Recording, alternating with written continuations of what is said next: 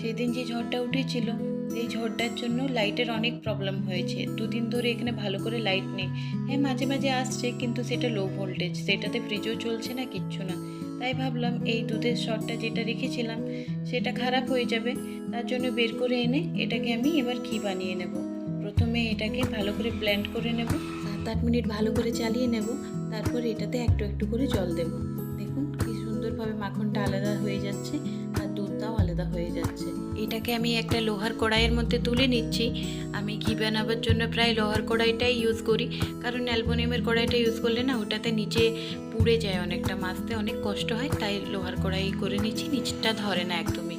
এই দেখুন, এটা এবার আমি গ্যাসের উপর চাপিয়ে দিচ্ছি। এটাকে নেড়ে চেড়ে ভালো করে 7 থেকে 8 মিনিট ভালোভাবে এটাকে ফুটিয়ে নেব। লাইট নেই, তাই বাচ্চাগুলো টিভি মোবাইল ছাড়া এই গেমের মধ্যেই ব্যস্ত আছে।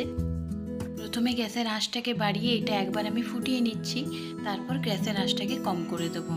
কম আঁচের মধ্যে না ভালো করে ঘিটা তাড়াতাড়ি বের হয়ে যায়। দেখুন ঘিটা বের হয়ে এসেছে। এবার এটাকে না আমি আর ফোটাচ্ছি না, বাস হয়ে গেছে।